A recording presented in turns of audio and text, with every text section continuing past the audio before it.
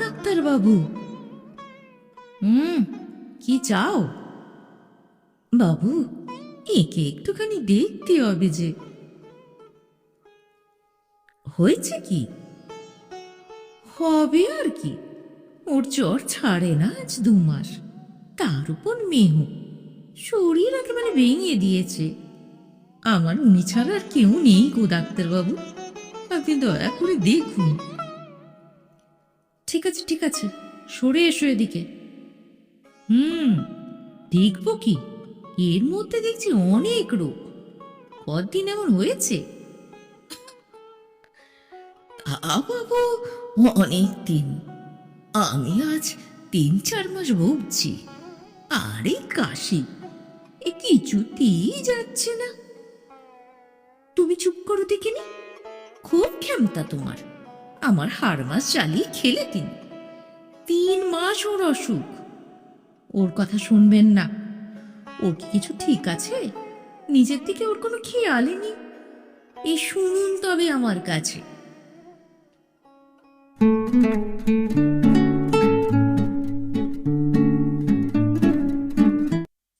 কুসুমকলির ব্যাকস্টেজে আজ পড়ে শোনাচ্ছি শ্রী বিভূতিভূষণ বন্দ্যোপাধ্যায়ের গল্প অসাধারণ। গল্প পাঠে আমি সহেলি। গল্পটি শুনে কেমন লাগলো লিখে জানাতে ভুলবেন না।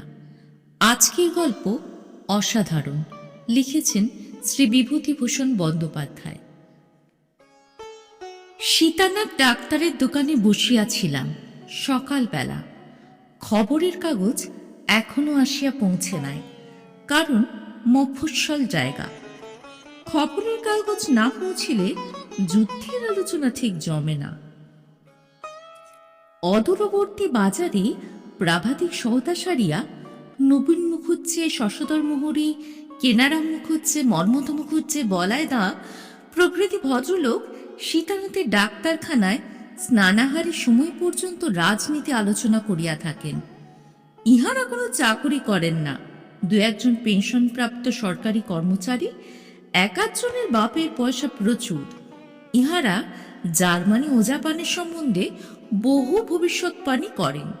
যুদ্ধের পরিস্থিতি সম্বন্ধে এমন কথাবার্তা বলেন যাহা স্বয়ং হিটলার, চার্চিল ও তোজোরও অজ্ঞাত।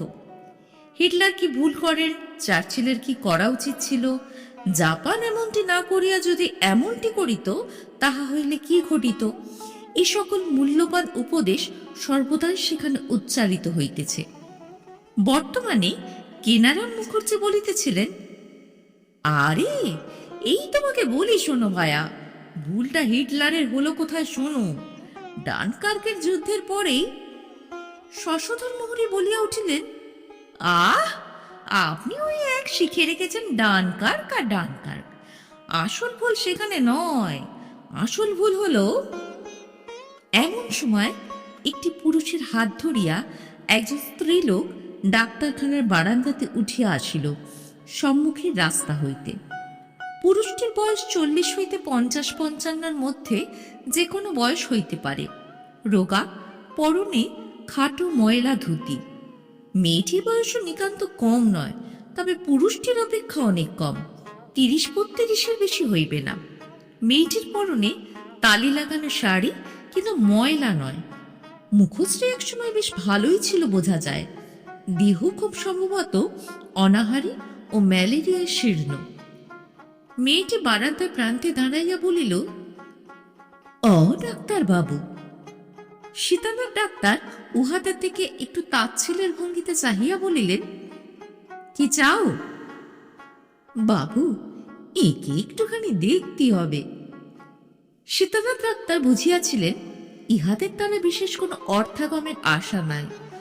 যত বড় কঠিন অসুখী হোক না কেন, দুর্ভিক্ষ পীড়িত চেহারা, পরনে তো ওই কাপড়, মাথা তৈলা ভাবে রুক্ষ, রোগীর মধ্যে গণ্য করিয়া উৎফুল্ল হইবার কোনো কারণ নাই। তামাক টানিতে টানিতে বলিলেন, হয়েছে কি? মেয়েটি বলিল, হবে আর কি, ওর জ্বর ছাড়ে না আজ 2 মাস। তার উপর মেহ, শরীর একেবারে ভেঙে দিয়েছে। আমার উনি ছাড়া আর কেউ নেই গো ডাক্তারবাবু, আপনি দয়া করে দেখুন। বলিয়া মেয়েটি প্রায় কাঁদিয়া ফেলিল। সীতানাথ ডাক্তার বলিলেন, সরে এসো এদিকে। পরে রোগী পরীক্ষা করিয়া বলিলেন, দেখব কি, এর মধ্যে যে অনেক রোগ, কতদিন এমন হয়েছে? পুরুষটি এবার ক্ষীণ সুরে বলিল, তা বাবু অনেক দিন, আমি আজ 3-4 মাস ভুগছি। আরে কাশি, এ কিছুতেই যাচ্ছে না। মেয়েটি হাত তুলিয়া অধৈর্যের সুরে বলিল, তুমি চুপ করো দেখিনি, খুব ক্ষমতা তোমার। আমার হাড় মাস জ্বালিয়ে খেলে তুমি। 3 মাস ওর অসুখ। তাহার পর আমাদের দিকে ফিরিয়া বলিল, ওর কথা শুনবেন না, ওর কি কিছু ঠিক আছে? নিজের দিকে ওর কোনো খেয়ালই নেই। এই শুনুন তবে আমার কাছে। কথাটা শোনাইল এভাবে, যেন লোকটি দার্শনিক কিংবা কবি অথবা ব্রহ্মদর্শী। সাংসারিক তুচ্ছ বিষয়ে স্বভাবতই ইনি অনাসক্ত।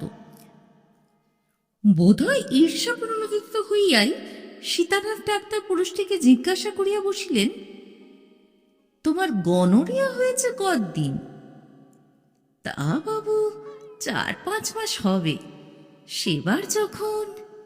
মেয়েটি ঝংকার দিয়ে উঠিয়া বলিল, তুমি তো সব জানো কি না, চুপ করো। না বাবু, 2 বছর হয়ে গেল। আমার হাড় মাস ভাজা ভাজা করে খেলেই মিনসে। কি জ্বালায় যে পড়েছি আমি, মরণ হয়তো হাড় জুড়িয়ে যায় আমার। কাহার মরণ হইলে তাহার হাড় জুড়ায়, কথার ভাবে ঠিক ধরিতে পারিলাম না। সীতানাথ ডাক্তার বলিলেন, বাড়ি কোথায়? মেয়েটি বলিল, বাড়ি ওই ঝিটকি পোতায়, আমরা হাড়ি। ও, ঝিটকি পোতায় হাড়ির বাস আছে নাকি? না বাবু, দেশে দেশে ভেসে বেড়াচ্ছি ওই ওনারে নিয়ে।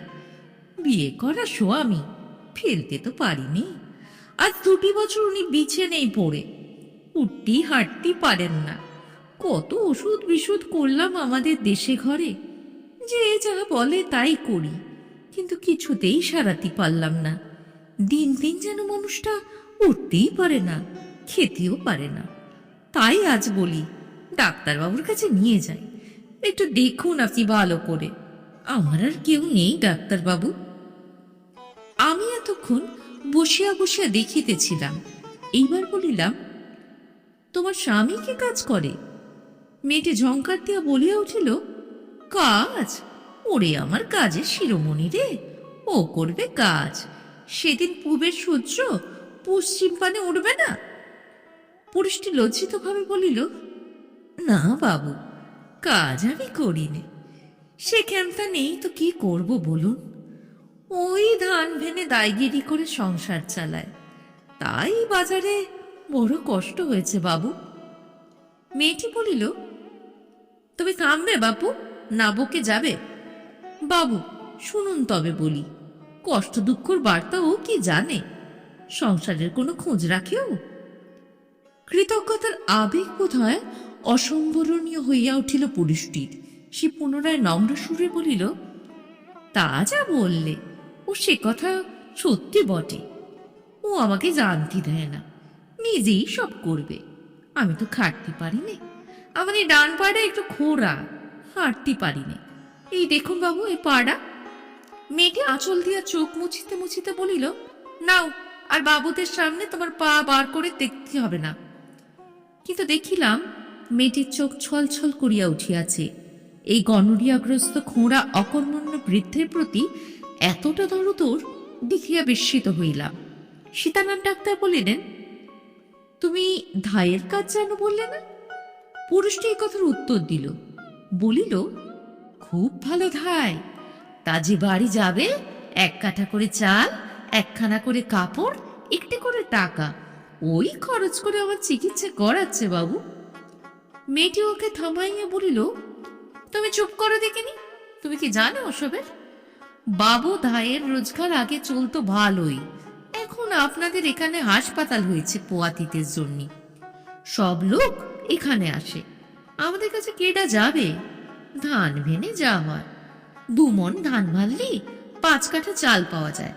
কিন্তু বাবু, অসুখে ভুগে ভুগে আমার গতর গিয়েছে, আর তেমন খাটতে পারিনি। ধান ভানা বড় খাটুনির কাজ। যেদিন ধান ভানি আজকাল রাত্রিরে ভোট্ট পা কামড়ায়। আমি বলিলাম, তোমার কি কি আছে আর? মেয়েটি সাফ উত্তর দিল, জম। যাতে হাড়ি বললে না? হ্যাঁ বাবু। ঝিটকিপোতা থেকে এলে কি করে? সে তো অনেক দূর। নৌকো করে এলাম বাবু। ভাড়াটে নৌকো? অনেক কেঁদে হাতে পায়ে ধরে 13 গন্ডা পয়সা ঠিক হইল। ওই আমাদের গায়ের রতন মাঝি, আমি তাকে ধরমবাব বলে ডেকেছি। ধানের চাষ করো? না বাবু, ঘর দোর নেই তার ধানের জমি। বিচুলির ছাউনি একখানা ঘর, তা এবার খসে পড়ছে। না খুঁচি দিলে এবার বর্ষায় সে ঘরে থাকা যাবে না। বেলা হইয়াছিল, সেদিন চলিয়া আসিলাম। ইহার পর হইতে প্রায় 2 দিন অন্তর মেয়েটি উহার স্বামীর হাত ধরিয়া ডাক্তারখানায় হাজির হয়। কখনো ঔষধের দাম কমাইবার জন্য সীতানার ডাক্তারে হাতে পায়ে পড়ে, কোনোদিন স্বামীর সম্বন্ধে নানা রূপ প্রশ্ন করে, কবে রোগ সারিবে, নৌকা ভাড়া দিয়া আর পারে না সে, ইত্যাদি। দেখিয়া শুনিয়া সীতানার ডাক্তারকে জিজ্ঞাসা করিলাম, ওকে কেমন দেখেন? ও রোগ সারবে? সীতানার ডাক্তার হাসিয়া বলিলেন, বিশ্বাস তো হয় না, নানান উপসর্গ, ও শরীরে কিছু নেই, তবে চেষ্টা করছি, এই যা। অবশ্য উহাদের সাক্ষাতে এ কথা হয় নাই। মাসখানেক পরে একদিন ডাক্তারখানায় বসিয়া আছি, মেয়েটি আরো শীর্ণ হইয়া গিয়াছে। আর কিছুদিন এমন ধারা চলিলে ইহারই চিকিৎসার প্রয়োজন হইবে। হয়তো নিজের আট পাটা খাইয়া স্বামীর ঔষধপত্র ও নৌকো ভাড়া যোগাইতেছে। পরনের বস্ত্র জীর্ণতর হইয়া উঠিয়াছে। সেদিনে কাজ শেষ করিয়া তাহারা যখন চলিয়া যায়, তখন মেয়েটিকে ডাকিয়া বলিলাম, শুনো এদিকে। কি বাবু? ধাইয়ের কাজ করতে পারবে? সে হাসিয়া বলিল, ওই কাজই তো করি বাবু, তার পারব না। আমি উহাদের সঙ্গে রাস্তায় বাহির হইয়া পড়িলাম। উদ্দেশ্য আমার বাসাটা তাহাকে চিনাইয়া দেওয়া। সে মাসে আমার বাসাতে ধাত্রীর প্রয়োজন উপস্থিত হইবে। পথে মেয়েটি বলিল, দিন না বাবু, একটা কাজ জুটিয়ে। বড় কষ্টে পড়েছি এনাকে নিয়ে। এক শিশি ওষুধ 5 শিকে 1.5 টাকা। আমার রোজগার বড্ড মন্দা হয়ে গিয়েছে, আর চালাতে পিরছি নে।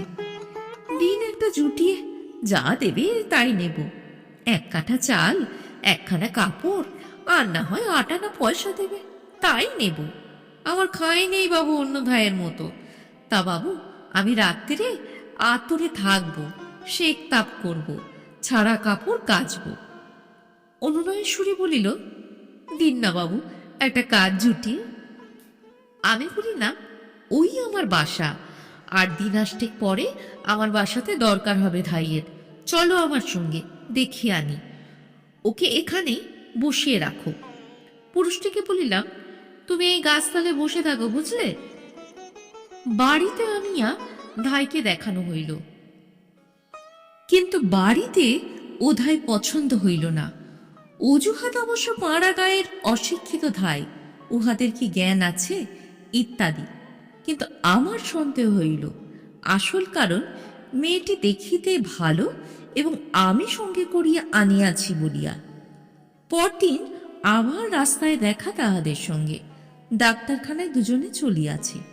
আমাকে মেয়েটি ডাকিয়া বলিল, ও বাবু, শুনুন। আমি তাহার কিছু না করিতে পারিয়া লজ্জিত ছিলাম। বলিলাম, বলো। আপনার বাড়িতে হলো না? না, আসলে ওদের সঙ্গে কমলা ভাইয়ের কথাবার্তা আগে হয়ে গেছে কিনা, তাই। যাকে বাবু, আপনি অন্য এক জায়গায় জুটিয়ে দিন না। দেখব, আরো এক জায়গায় সন্ধান আছে আমার। দেখুন না, তিনিই দয়া করবেন। চরিতামৃতে প্রভু বলেছেন। হাড়ির মেয়ের মুখে এ কথা শুনিয়া চমকিয়া উঠিলাম। বলিলাম, তুমি চৈতন্য চরিতামৃত পড়ো? লেখাপড়া জানো নাকি? পুরুষটি বলিল, ও জানে? বইখানা আছে নাকি তোমাদের বাড়ি? আছে বাবু, ও রোজ পড়ে আমাকে শোনায়। বই পড়ে আর কাঁদে। মেয়েটি সলজ্জ প্রতিবাদের সুরে বলিল, তোমারও তো ব্যাখ্যান করতে হবে না, চুপ কর। না বাবু, ওর কথা শুনবেন না। পড়ি একটু একটু সন্ধে বেলাটা, তা ওই বই পড়ে চোখ বুঝবার মতো অদেষ্ট কি আমাদের আছে বাবু? লেখাপড়া শিখলে কোথায়? উহার স্বামী বলিল, ওর মামার বাড়ি ছিল ধরমপুকুর, শুয়োরের ব্যবসা ছিল মস্ত, অবস্থাও ছিল ভালো। এখন তাদের কেউ নেই, মরে হেজে গিয়েছে। নইলে আজ এমন দুর্দশা হবে কেন ওর বাবু? ও ছেলেবেলায় মামাদের কাছে থেকে স্কুলে লেখাপড়া করল। কি স্কুল? বউটি তাহার উত্তর দিল, কারণ এই প্রশ্নের উত্তর দেয়া পুরুষটির সাধ্যাতীত। ওটি জটিল প্রশ্ন। আপার প্রাইমারি স্কুল বাবু। পাশ করেছিলে? এখানে এসে পরীক্ষা দিয়ে গিয়েছিলাম। উহার স্বামী সপ্রশংস মুগ্ধ দৃষ্টিতে স্ত্রীর মুখের দিকে চাহিয়া বলিল, বাবু, ও পাশ করে 2 টাকা স্কলারশিপ এলেও। বউ ধমক দিয়ে বলিল, তুমি চুপ করো দেখিনি। পুরুষটি তখনও ঝোঁক সামলাইতে পারায় না, বলিল, বাবু, আমার সঙ্গে বিয়ে হয়ে আর লেখাপড়া হলো না ওর। মামারাও মরে হেজে গেল। ও যেমন মেয়ে, আমার হয়েছে সেই যারে বলে বানরের গলায় মুক্তোর মালা। সব অদেষ্টের ফল আর কি। আমি ওরে খেতে দেব কি? আমি অসুখে পড়ে পর্যন্ত ওই আমারে খেতে দেয়। আমার এই চিকিৎসা পত্তর ওই সব চালাচ্ছে। আজকাল রোজগার নেই ওর, পেট ভরে 2টো খেতেও পায় না। আমারে বলে, তুমি সেরে উঠলে আমার। বউ আবার কড়া ধমক দিয়ে বলিল, আবার বাবুর সামনে এইসব কথা? চলো বাড়ি, তুমি ঝাঁটা মারবো তোমার মুখে। তোমার খুব মুরদ, মুরদের আবার ব্যাখ্যানও হচ্ছে। লজ্জা করে না তোমার? আমি মধ্যস্থতা করিয়া বলিলাম, কেন? ও তো ভালোই বলছে। ওর যা ভালো লেগেছে ভালো বলবে না? বউ সলজ্জ সুরে বলিল, না বাবু, যেখানে সেখানে ওসব কথা কি বলতে বলেছে ওকে? তা বলুক, কোনো দোষ হয়নি। বাবু, আমারে দেন না একটা কাজ জুটিয়ে? চেষ্টা করব, একটু অপেক্ষা করো, দেখি 2-1 দিন। কাজ না পেলে বড় কষ্ট হচ্ছে। ধান ভানতি শরীর আর বয় না। 2 মণ করে ধান না ভানলি এই যুদ্ধর বাজারে 2টো লোকের খাওয়া হয়? তাও বাবু শুধু খাওয়া, পড়া এ থেকে হয় না। একখানি কাপড়ে ঠেকেছে, একটা আতুরের কাজ জুটলে তবু একখানি কাপড় পাবো। কয়েকদিন ধরিয়া তাহাদের আর দেখিলাম না। কাজও কিছু জুটাইতে পারা গেল না। কাহার বাড়িতে কি অন্তঃসত্ত্বা আছে এই সংবাদ জোগাড় করা আমার কর্ম নয় দেখিলাম।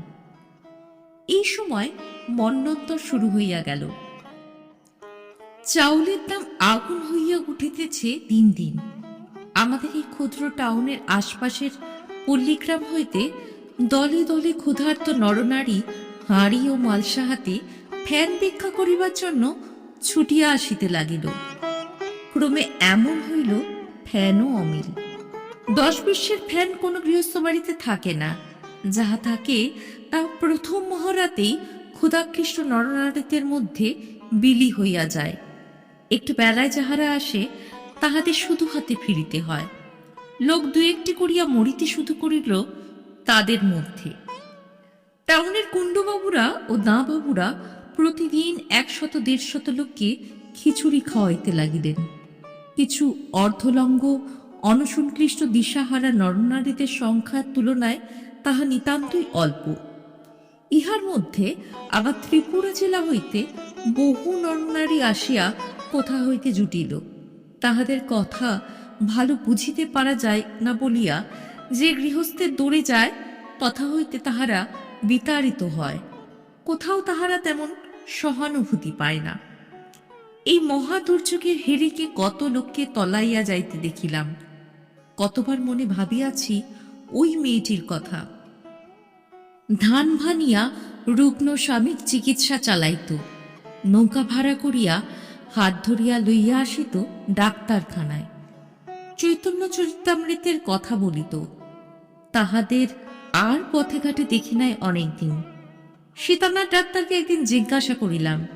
সীতানাথ বলিলেন, না, তারা অনেকদিন আসেনি, আর আসবে কি, এই তো কাণ্ড। ওষুধের দাম দিতে পারে না, কশিসে ওষুধের দাম এখনো বাকি। অনেকদিন উহাদের দেখি নাই, প্রায় ভুলিয়াই গিয়াছি।